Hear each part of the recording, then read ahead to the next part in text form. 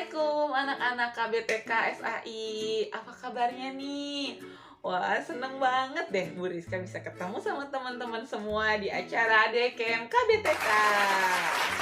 Nah, Bu Rizka dengar-dengar teman-teman semua udah pada bikin tenda ya di rumah. Wow, Masya Allah, pasti seru banget bikin tendanya. Jadi penasaran pengen lihat tenda teman-teman? Boleh ya, nanti teman-teman bisa ceritain nih tendanya ke Bapak Ibu Guru. Oh ya teman-teman, biar di tendanya makin seru, makin asik, Bu Rizka punya ide kegiatannya nih. Gimana kalau kita membaca buku? Pasti seru banget teman-teman.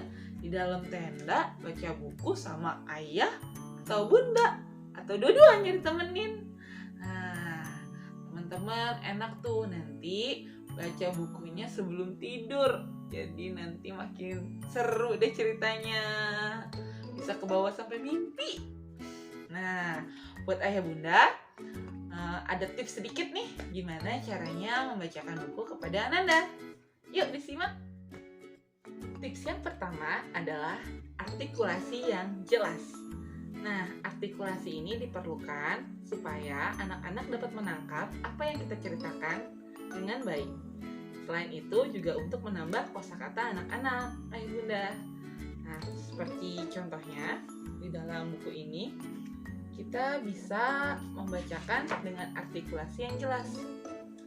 Contohnya, hari kiamat. Apakah hari kiamat itu? Seperti itu. Jadi anak-anak dapat menangkap kata-kata yang kita ucapkan dengan jelas. Yang kedua adalah intonasi yang tepat. Nah, jadi ayah bunda, intonasi ini dibutuhkan saat kita membacakan buku dengan anak-anak supaya anak-anak dapat menyelami suasana dari cerita tersebut. Seperti itu. Misalnya ketika kita bercerita tentang hari kiamat.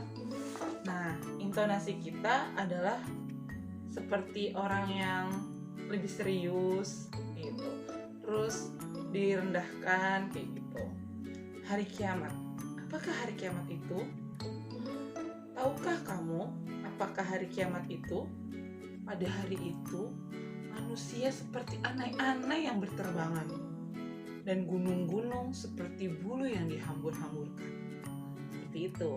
Jadi intonasinya ketika kita senang, intonasinya juga senang dan juga ceria. Terus kemudian ketika kita sedih, intonasinya juga lebih rendah, terus lebih pelan suaranya. Seperti itu. Yang ketiga adalah ekspresi yang sesuai.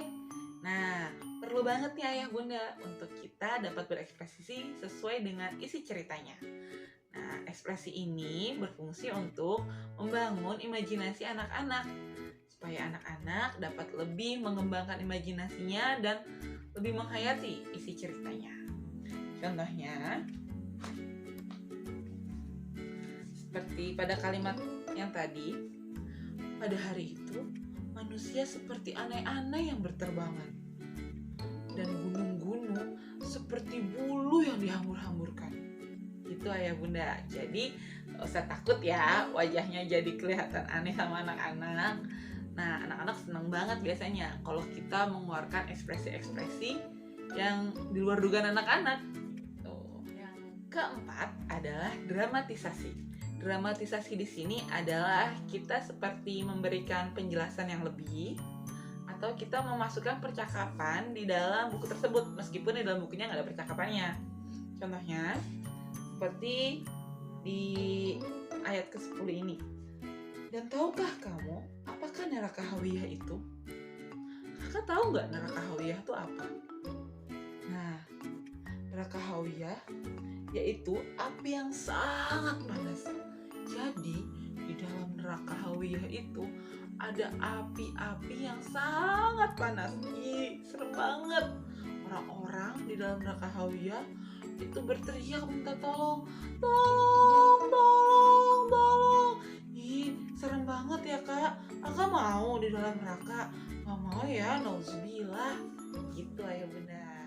Nah, tips yang kelima adalah ketika anak-anak memberikan pertanyaan kepada kita, tetapi terkadang di luar tema nih. Misalnya, ayah, bunda, aku mau tanya.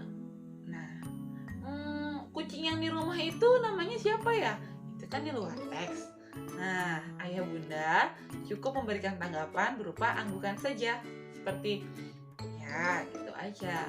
Nah, gak perlu untuk diperpanjang dulu karena dikhawatirkan nantinya merusak alur ceritanya sehingga anak-anak jadi gak bisa fokus dalam ceritanya tadi gitu. Nah, sekian ayah bunda tips dari Bu Rizka. Semoga bermanfaat ya. Assalamualaikum warahmatullahi wabarakatuh.